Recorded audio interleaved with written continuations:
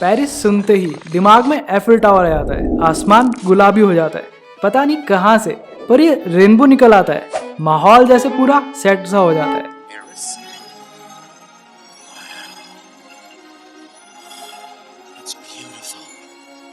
पर अगर मैं कहूँ कि आपके साथ धोखा हुआ है तो शायद आप मेरी बात पे यकीन नहीं करोगे, क्योंकि न जाने कितनी सारी movies, TV series, web series के ज़रिए आपके दिमाग में ये बैठा दिया गया है कि पेरिस से ज़्यादा रोमांटिक जगह इस दुनिया में कोई है ही नहीं।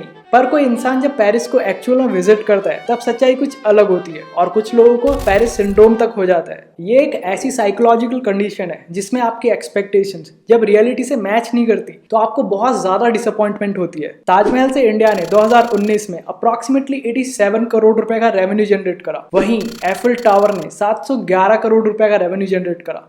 ये जो डिफरेंस है इन दोनों अमाउंट्स में, इतने में तो इसरो ताजमहल को चांद पे शिफ्ट कर दे। वेस्टर्न कंट्रीज नैरेटिव्स फैलाने में काफी आगे है, इस मामले में इंडिया पीछे रह जाता है। हम जो है वही नहीं बता पाते।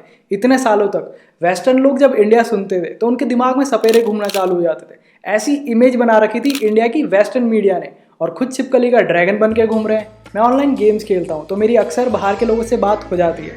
तो अभी रिसेंटली जब मैं गेम खेल रहा था तो एक इंसान को पता चला कि मैं इंडियन हूँ, तो उस इंसान ने मुझे ये मैसेज भेजा। मैंने भी थोड़ा पूछा और पता किया कि उसे नफरत क्यों है, लेकिन उस इंसान को खुद को नहीं पता था कि उसे इंडिया से नफरत क्यों है।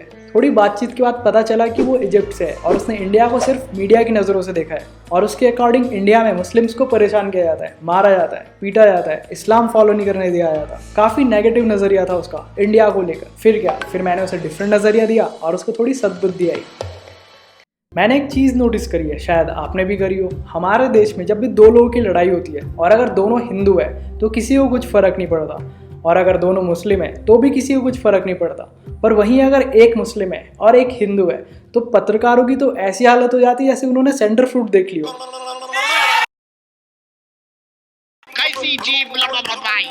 और वेस्टर्न मीडिया भी इस मसाले को छापने में पीछे नहीं हटती, क्योंकि आपको तो पता ही है उन लोगों की तो हिस्ट्री रही है यहीं से मसाले ले जाने की, अब चाहे खाने में डालना हो या फिर न्यूज़ में। अफगानिस्तान में क्योंकि सास भी कभी बहू थी एक वक्त पे इतना ज़्यादा फेमस हुआ करता था कि 8:30 बजे गली मोहल्ले में लोग दिखना बंद हो जाते थे। शादी, फंक्शन, पार्टी सब पोस्टपोन हो जाते थे सीरियल के चक्कर में। एक वाकया तो ऐसा भी है कि जिसमें चोर चोरी करने के लिए इस सीरियल के टाइमिंग पे आते हैं और गाड़ी के पार्ट्स चुरा के बम्पर पे तुलसी जिंदाबाद लिख के चले जाते हैं, जो कि इस सीरियल के अंदर एक कैरेक्टर था। डॉक्टर शशि थरूर का सॉफ्ट पावर पे काफ़ी अच्छा वीडियो है TEDx का, जिसकी लिंक मैं डिस्क्रिप्शन में दे दूंगा। उसमें ऐसे काफ़ी सारे किस्से हैं। ये जो कॉन्सेप्ट है सॉफ्ट पावर का, ये जोसेफ ने इंट्रोड्यूस करा था। सॉफ्ट पावर का मतलब होता है कि आप किसी और से वो काम करवा सको जो आप चाहते हो, लेकिन बिना किसी मिलिट्री पावर के। वरना तो ऐसे कोई भी किसी के सर पे बंदूक रख के काम करवा सकता है। एग्जाम्पल के लिए मैकडोनल्ड्स को ले लो। मैकडोनल्ड्स सिर्फ बर्गर नहीं बेच रहा है, वो बर्गर के साथ साथ वेस्टर्न लाइफस्टाइल भी बेच रहा है। अच्छा, आप मुझे ये बताओ कि अगर आज अर्थ पे एलियंस का अटैक हो जाए तो हमें कौन बचाएगा? अमेरिका आया ना माइंड में, वो इसलिए क्योंकि हॉलीवुड की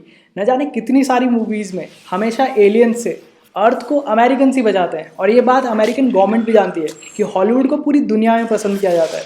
इसीलिए हॉलीवुड की मूवीज़ को ईजिली परमिशन मिल जाती है as compared to Bollywood. Armageddon movie में नासा के एक्चुअल स्पेस सूट्स यूज हुए हैं, और ट्रांसफॉर्मर्स मूवी की शूटिंग नासा की 4 अलग अलग लोकेशंस पे शूट हुई है। वहीं एक मिशन मंगल को देख लो, जो कि एक बॉलीवुड मूवी थी, उसके लिए पूरा सेट रिक्रिएट किया गया था। हॉलीवुड जब इंडिया को दिखाता है खुद की मूवीज में तो इस तरह से दिखाता है जैसे बिल्कुल गरीबी है, पर वहीं बात जब वेस्टर्न वर्ल्ड को दिखाने की आती है तो वो इस तरह से दिखाता है कि सब लोग अमीर है।